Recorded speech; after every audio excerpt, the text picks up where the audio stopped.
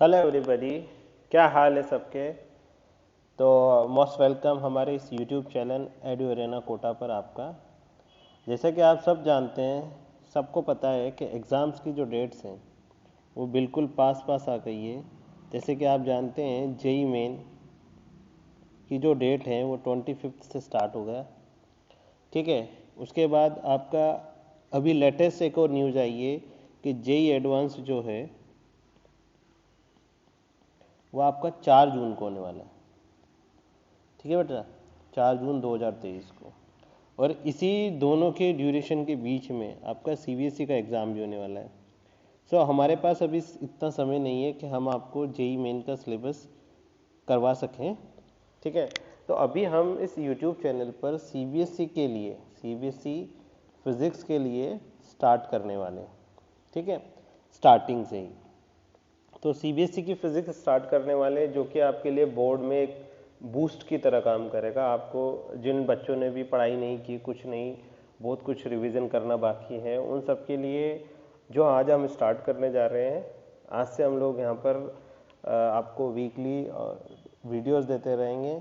तो आप लोगों के लिए वीडियोस मिलते रहेंगे तो आपको थोड़ा सा हेल्प होगा अपनी स्टडी में, अपनी पढ़ाई करने में। सो प्लीज़ इस चैनल को देखते रहिए, आपको इस पर यूज़फुल वीडियोस मिलते रहेंगे। तो बिना टाइम वेस्ट किए मैं एसएम सर आपके इस यूट्यूब चैनल पर मोस्ट वेलकम करता हूँ। और आज हम पढ़ेंगे सबसे पहला चैप्टर फिज़िक्स का, इलेक्ट्रोस्टैट। ठीक है, इलेक्ट्रोस्टैटिक्स। जैसा कि आप जानते हैं, इलेक्ट्रो चार्ज के बारे में बात करेंगे, स्टैटिक बोले तो रेस्ट, यानी कि जो चार्ज रुका हुआ है उसकी प्रॉपर्टीज़, उसके फिनोमिनास के बारे में बात करेंगे। ठीक है, उसकी प्रॉपर्टीज़ और उसके फिनोमिनास के बारे में बात करेंगे। तो चार्ज के बारे में आपने सुना होगा। ठीक।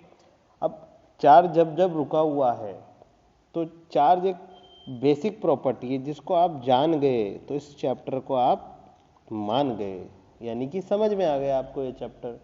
ठीक है। तो हम सिंपल डेफिनेशन बोलते हैं कि this is the intrinsic property, property of matter. Okay बेटा, ये इंट्रिंसिक प्रॉपर्टी होती है किसकी? मैटर की। ठीक। इंट्रिंसिक प्रॉपर्टी, इसके पास मास भी होगा और चार्ज भी होगा, बराबर, जैसा कि आप पहले भी पढ़ चुके होंगे। ठीक है, आपकी 12th क्लास की स्टार्टिंग में। तो मास और चार्ज के बारे में, तो चार्ज के बारे में ही मैं बता रहा हूँ आपको कि चार्ज का जो सिंबल होता है, सिंबल जो होगा वो उसको रिप्रेजेंट करेंगे आप कैपिटल क्यू से, और इसकी जो यूनिट होगी वो क्या होगी बेटा? कूलाम आपकी यूनिट होगी, जिसको कई बार आप रिप्रेजेंट करेंगे सी से। ठीक है। चार्ज के बारे में बात करें तो इट्स ए स्केलर क्वांटिटी। अब स्केलर क्वांटिटी जानते हैं ना आप लोग। स्केलर क्वांटिटी बोले तो ऐसी क्वांटिटी जिसको डायरेक्टली ऐड किया जा सकता है। जैसे मैथमेटिक्स में नंबर ऐड करते हैं, वैसे ही स्केलर क्वांटिटीज जो होती है उनको डायरेक्टली ऐड किया जा सकता है। जैसे आपने पढ़ा होगा एक वेक्टर क्वांटिटी के बारे में। ठीक है, तो वेक्टर के बारे में तो मैं भी बात करूंगा नहीं। आप बस वेक्टर में क्या होता है, डायरेक्शन और मैग्नीट्यूड होती है, उनको ऐड करना ईजी नहीं होता, उनको उनके लिए लॉज होते हैं ऐड करने के लिए, जबकि स्केलर क्वांटिटी को हम लोग डायरेक्ट ऐड कर सकते हैं, बराबर। तो चार्ज एक स्केलर है। चार्ज दो तरह का होता है। कितने तरह का होता है चार्ज? ऐसे सब जानते हैं, पॉजिटिव चार्ज होता है सर और नेगेटिव चार्ज होता है। ठीक है।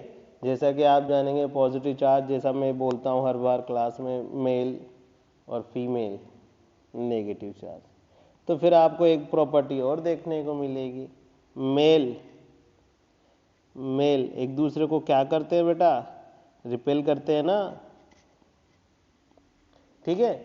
तो उसी तरह से दो लाइक चार्जेस, पॉजिटिव चार्ज और पॉजिटिव चार्ज, एक दूसरे को क्या करेंगे? रिपेल करेंगे। उसी तरह से एक नेगेटिव चार्ज दूसरा नेगेटिव चार्ज भी दूसरे को क्या करेगा बेटा? रिपेल करता है। और जब पॉजिटिव और नेगेटिव चार्ज साथ में आ जाते हैं तो ये अट्रैक्ट करते हैं। ये उसकी तरह हो गया, एक मेल है और एक फीमेल है। ठीक है। जैसे तुम लोगों के स्कूल में होता है ना, मेल फीमेल अट्रैक्ट हो रहे हैं, ओके, वैसे ही। तो अब आप मेरे को एक बात बताइए, ये जब दो चार्जेस है, सेम पोलरिटी के चार्ज है तो रिपेल करेंगे और डिफरेंट पोलरिटी के चार्ज है तो अट्रैक्ट करेंगे। अब और आगे देखिए थोड़ी सी चार्ज की प्रॉपर्टी, ठीक है। चार्ज जो होता है उसके पास हमेशा मास होता है, ठीक है, बराबर। चार्ज जब जहां पर भी होगा उसके पास मास होगा। एक और इंपॉर्टेंट प्रॉपर्टी चार्ज के बारे में, charge does not depend on does not depend on speed of charge. मतलब क्या हुआ, आप इस चार्ज को 2 माइक्रो कूलाम के चार्ज को चाहे 10 मीटर पर सेकंड से दौड़ाओ, चाहे 100 मीटर पर सेकंड से दौड़ाओ, या चाहे लाइट की स्पीड से दौड़ाओ, 3 × 10⁸ मीटर पर सेकंड से दौड़ाओ, इसका चार्ज जो है वो 2 माइक्रो कूलाम का 2 माइक्रो कूलाम ही रहेगा। तो सर ये तो ऐसा तो हमने हमेशा देखा, ऐसा रहता ही है।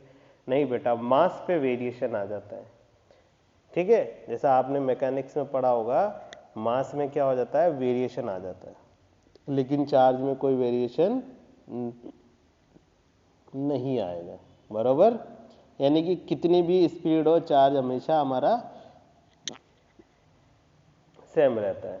वैसे भी आप लोगों ने देखा होगा, आइंस्टीन ने एक इक्वेशन दी थी, m बराबर n नॉट 1 - v² c²। जिस इक्वेशन से पता लगाते हैं कि मास वेरी करता है, लेकिन ये हमारे किसी भी काम की अभी नहीं है फिलहाल।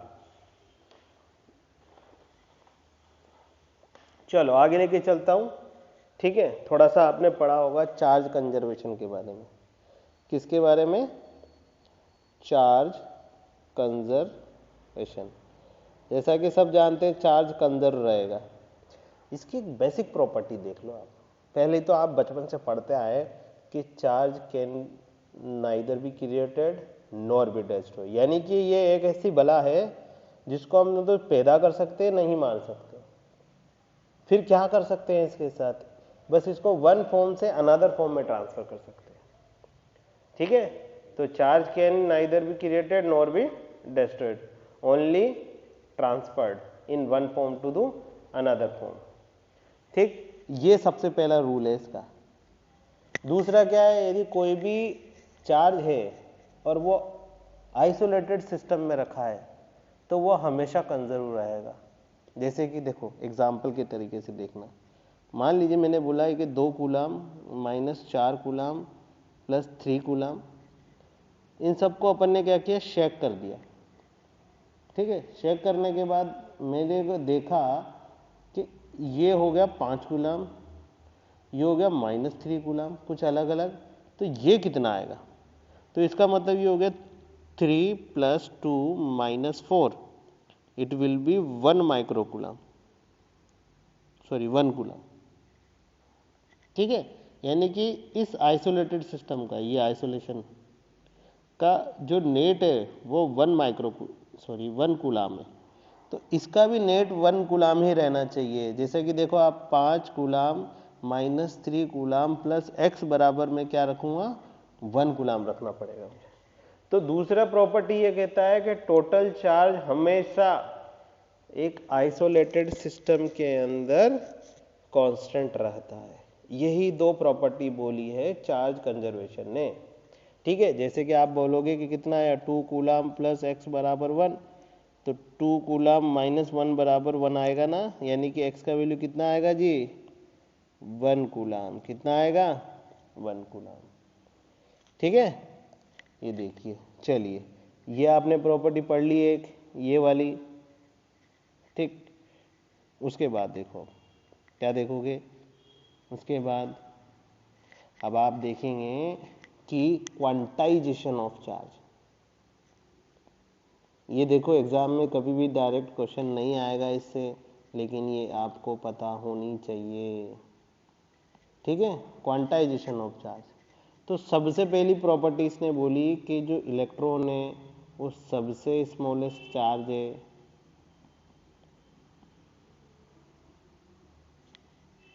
ठीक है, जो स्मॉलेस्ट होने के साथ साथ इंडिपेंडेंटली एग्जिस्ट करता है। क्या करता है बेटा? एग्जिस्ट करता है। हालांकि इससे भी छोटे चार्ज रिसर्च पाए जा चुके हैं, जैसे क्वार्क, एंटी क्वार्क, लेकिन वो कभी भी इंडिपेंडेंटली एग्जिस्ट नहीं करते हैं, ठीक है। दूसरा इंपॉर्टेंट प्रॉपर्टी ये कहता है कि charge always be exist in integral multiple. समझे क्या? नहीं समझे? तो देखो, चार्ज इंटीग्रल मल्टीपल में जैसे कि 1 चार्ज, 2 चार्ज, -1 चार्ज, -5 चार्ज, ऐसे ही एग्जिस्ट करेगा, -10, -25, ठीक है। कभी भी ऐसे नहीं बोल सकते कि 2.5 इलेक्ट्रॉन चार्ज एग्जिस्ट कर रहा है, ठीक है, this is wrong. Integral multiple, जैसे कि हम एक स्टेशनरी की दुकान पे जाते हैं और बोलते हैं कि एक पेन दे दीजिए या 2 पेन दे दीजिए, क्या कभी आपने बोला कि सर भैया 1.5 पेन दे दीजिए? कभी बोला आपने? या 1.5 पेन दे दीजिए, 2.5 पेन दे दीजिए? नहीं बोला जाता। उसी तरह से चार्ज भी कभी भी आधा अधूरा एग्जिस्ट नहीं करता। इंटीग्रल मल्टीपल का मतलब ये हो गया कि नंबर्स में एग्जिस्ट करेगा, 1, 2, 5, 7 में, ठीक है। 2 प्रॉपर्टी दी इन्होंने। तीसरी प्रॉपर्टी पे आते हैं, जो कि सबसे ज्यादा, ये इसी का एक्सटेंडेड वर्जन है, Q always be lie in plus minus E. ये है भाई ब्रह्मास्त्र जो हमें दिया। क्या दिया? Q बराबर plus minus N E. N is the integral multiple, okay बेटा, और E इज द चार्ज और इलेक्ट्रॉन, ठीक। यानी कि Q हमेशा क्या कर रहा है? एग्जिस्ट कर रहा है हमेशा इंटीग्रल मल्टीपल में। बहुत इंपॉर्टेंट है। जैसे कि मैं एक एग्जांपल ले लेता हूं आपके सामने। Can a charge of 8 × 10⁸ coulomb be given by body, given a body, sorry by ना, गिवन अ बॉडी, ठीक है। क्या हम किसी बॉडी को ये दे सकते हैं क्या? तो देखो, क्या दे सकते हैं क्या आपको पता है Q बराबर N × E होता है। क्या होता है? Q बराबर N × E। तो क्या आप ये चार्ज दे सकते हैं क्या? चलिए लिखते हैं 8 × 10⁸। ये तो चार्ज का गिवन वैल्यू है। Q का वैल्यू गिवन है आपको। N यदि इंटीग्रल आ जाता है और E का वैल्यू कितना होता है आप सब जानते हैं ना, 1.6 × 10⁻−19। जब आप इसको सॉल्व करोगे लगभग ये हो जाएगा आपका 0.2 टाइम्स, ठीक बेटा। सो लगभग आपका ये आएगा 50 कूलम, 50 N इक्वल्स टू आ जाएगा आपका 50, और ये इंटीजर है ना, ये 50 नंबर्स, तो हम ये बोल सकते हैं कि हम इतना चार्ज बॉडी को दे सकते हैं। बोल सकते हैं ना, इतना चार्ज। अंडरस्टूड? समझे क्या? कि चार्ज क्वांटाइजेशन, ये चार्ज ये कहता है कि आप किसी भी बॉडी को चार्ज देंगे तो कैसा देंगे? इंटीग्रल मल्टीपल में। यदि किसी को स्लो लगता है तो ×2 की स्पीड पे करके देख सकता है, ठीक है बच्चा। चलिए आगे लेके चलूं। देखो, आपको पता है कि चार्जिंग के मेथड होते हैं, ठीक है, मेथड्स ऑफ चार्जिंग।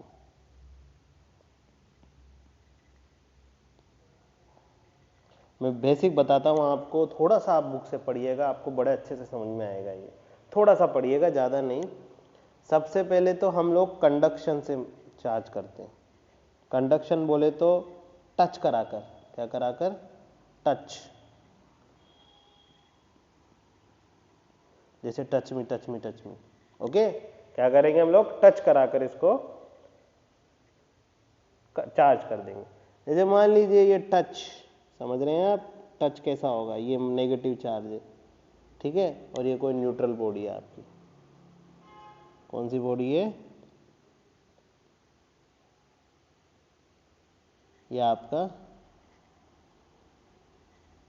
ये लीजिए, ये नेगेटिव चार्ज बॉडी है और ये न्यूट्रल है। तो क्या होगा, जब इन दोनों को टच करा दोगे आपस में तो क्या हो जाएगा, सारे इलेक्ट्रॉन्स जो हैं इधर निकल के आना चाहेंगे, ठीक है, क्योंकि ये न्यूट्रल है। तो ये इस तरह से सिचुएशन बन जाएगी आपके सामने, जैसे आप ये दो चार्ज इस पर रह गए, दो चार्ज इस पर रह गए, और दोनों क्या हो गई, नेगेटिवली चार्ज हो गए, बराबर। थोड़ा सा पढ़िएगा, इसमें समझ में आएगा। जैसे मान लीजिए ये ऐसी सिचुएशन तब होती है जब दोनों बॉडी का शेप सेम हो, साइज भी सेम हो, ठीक है, और कंडक्टर का मटेरियल भी सेम हो, कंडक्टर जिसमें कंडक्टिविटी फ्लो हो सकती है।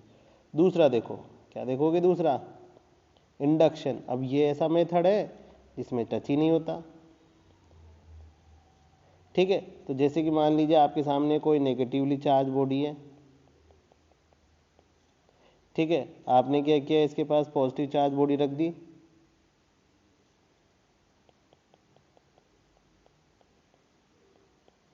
ठीक बच्चा। जैसे ही आपने पॉजिटिव या न्यूट्रल बॉडी रख देंगे तब भी क्या होगा, सॉरी न्यूट्रल रख देते हैं, सबसे बेस्ट तो ये रहेगा न्यूट्रल, ये लो नहीं न्यूट्रल। तो जब न्यूट्रल थी तो सारे नेगेटिव चार्ज की तरफ पॉजिटिव चार्ज अट्रैक्ट होके आ गए, क्या हो गए, आ गए सारे पॉजिटिव चार्ज नेगेटिव चार्ज की तरफ अट्रैक्ट होके आ गए, और बाकी में इस वाले फेस पर, इस वाले फेस पर क्या बचा आपके पास, नेगेटिव चार्ज। अब मेरे तो ये हो गई बॉडी, सर ये चार्ज कैसे हुई, तो चार्ज ही सेपरेट हो गया अंदर। कुछ मत करो बच्चा, इसको कर दो ग्राउंडिंग, सारा चार्ज क्या हो जाएगा, इलेक्ट्रॉन निकल के जमीन में आ जाएगा, अर्थिंग में चला जाएगा, बराबर। तो क्या हो गया, देखो अर्थिंग में जैसे जाएगा आपको सिचुएशन ऐसी दिखाई देगी इसकी, ये नेगेटिवली चार्ज था ऑलरेडी, ये सिर्फ पॉजिटिव चार्ज बचेगा इसके पास। तो ये कौन सी चार्ज हो जाएगी बेटा, पॉजिटिव चार्ज। ओके, चलते हैं आगे। थोड़ा सा देखिएगा कि कई बार क्या होता है ना, ये हम लोग जेई वगैरह में इतना डीपली बताते नहीं है, लेकिन कभी कभी आपसे पूछ ही लिया जाता है सीबीएसई में, इसलिए मैं बता रहा हूँ आपको। चार्जिंग बाय फ्रिक्शन, यदि आप रगड़ोगे दो चीज़ों को एक दूसरे से तो फ्रिक्शन आएगा, फ्रिक्शन आएगा, फ्रिक्शन होगा तो रगड़ने से हीट जनरेट होगी, और हीट जनरेट होगी तो थर्मल एनर्जी आएगी, थर्मल एनर्जी क्या करेगी, आपके इलेक्ट्रॉन्स को ट्रांसफर कर देगी ना। तो चार्जिंग बाय फ्रिक्शन भी एक मेथड होता है,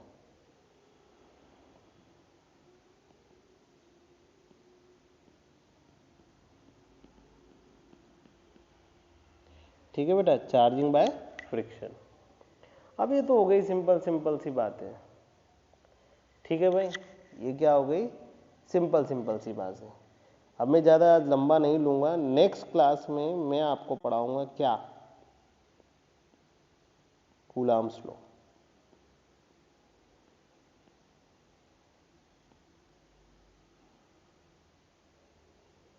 जो कि आप भी जानते हैं हमेशा इम्पोर्टेंट होता है, कभी भी क्वेश्चन आके टपक सकता है यहाँ से, जानते हैं ना आप इसके बारे में, ठीक है। थोड़ा सा हम बात करेंगे कूलाम्स लॉ के बारे में कल, कि कूलाम्स लॉ जो होता है वो क्या देता है आपको, फोर्स देता है, क्या देता है, K(Q1)Q2 अपॉन R स्क्वायर। ये कहाँ से आता है, कहाँ कहाँ यूज करना है, कैसे कैसे यूज करना है, इसके बारे में मैं आपको कल नेक्स्ट क्लास में बताऊंगा।